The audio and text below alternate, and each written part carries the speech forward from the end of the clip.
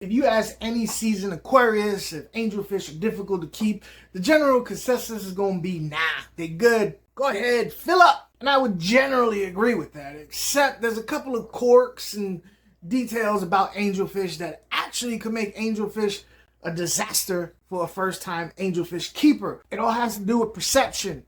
What you think an angelfish is going to be like opposed to what they really are going to be like. See, there are some questions that really need to be addressed at the LFS, the pet store, the fish store, whatever you call it, that I don't think really get talked about.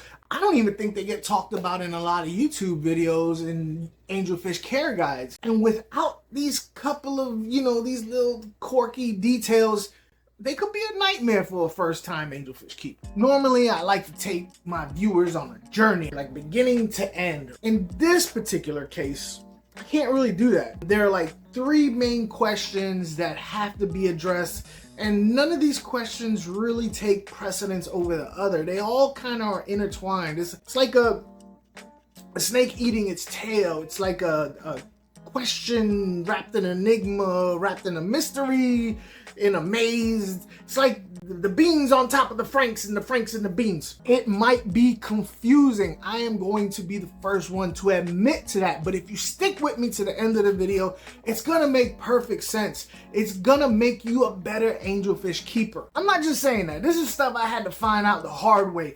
You're actually getting off easy because I'm giving it to you all at once, right? You don't have to take the time and spend all the money figuring this stuff out. I'm giving it to you for free. So in no particular order, let's start out with the first question. You guys might be like, well, I asked this question. It's not an odd question to ask when you're getting angelfish. Is, can angelfish live in a community tank? The reason why I feel like this is a question that needs to be answered, I don't feel like it's answered properly.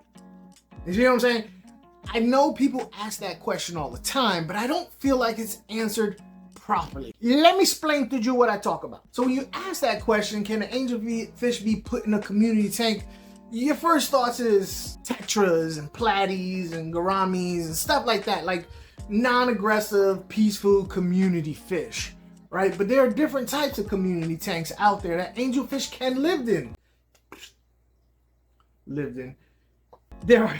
There are actually different types of community tanks that angelfish can live in. The peaceful, the semi-aggressive, those are the types of angelfish tanks that I actually like to put them in. I like to put them in semi-aggressive to low-aggressive cichlid tanks. And here's the third one that a lot of people don't realize is actually a community tank. It's an angelfish community tank.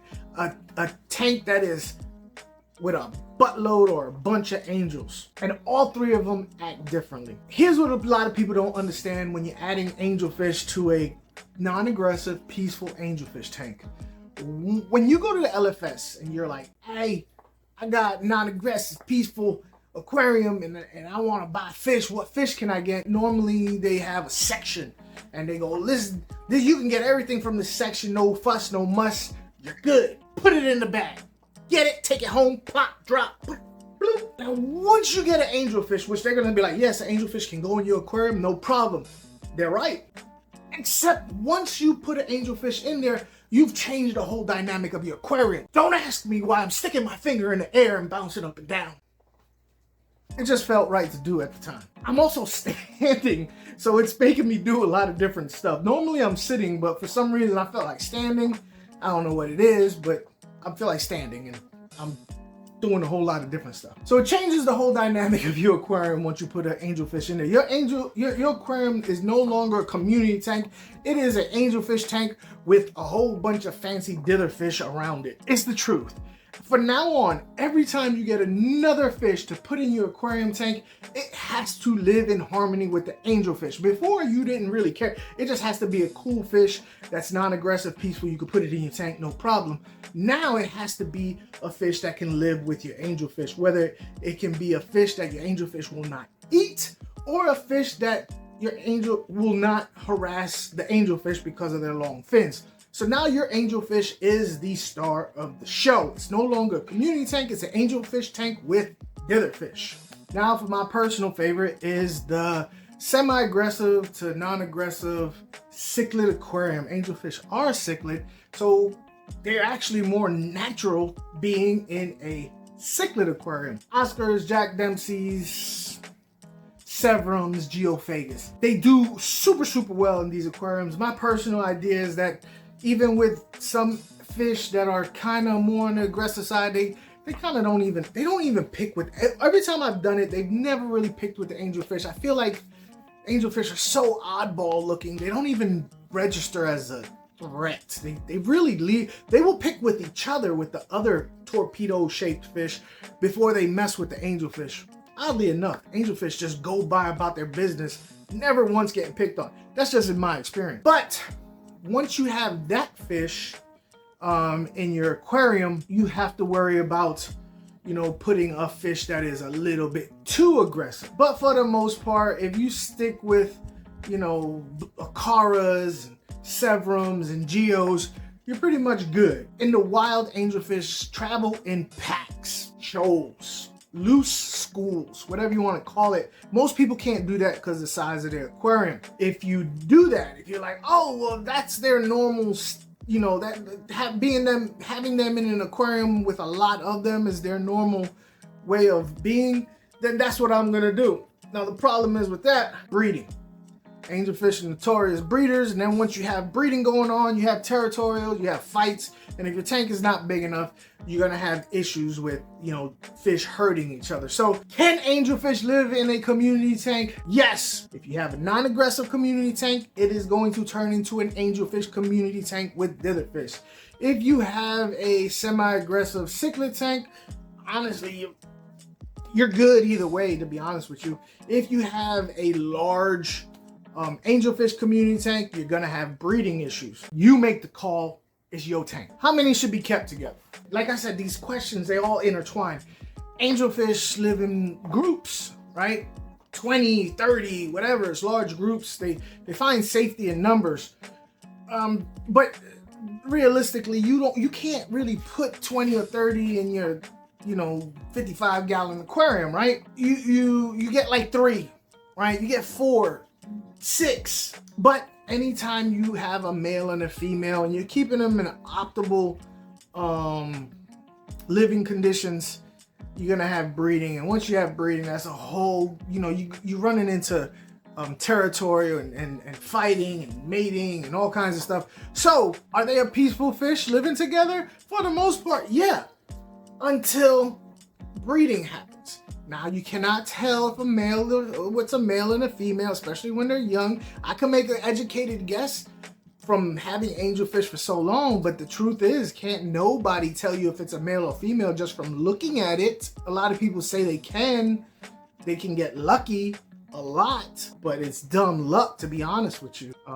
They can, from experience, they have really, really good educated guesses, but they can never say they're 100%. They can never do that. That's just impossible. You know what I mean? You could have a male, you could have a female. You don't know. You don't know. So, how many should you get? Depends on the size of your aquarium. It's just a vicious circle. Just vicious, vicious, vicious circle of questions that really have no answers. They're totally up to you. Getting with the freaking finger. What fish to avoid when buying angelfish? I happen to love this question because I have the number one fish to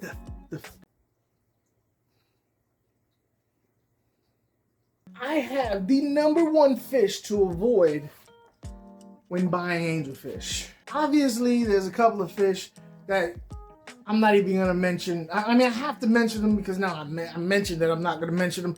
But if the fish is called red devil, green terror, black nasty, just, we're not even, you know, jaguar, we're not even gonna, that's obvious. Don't put those with your angelfish, okay?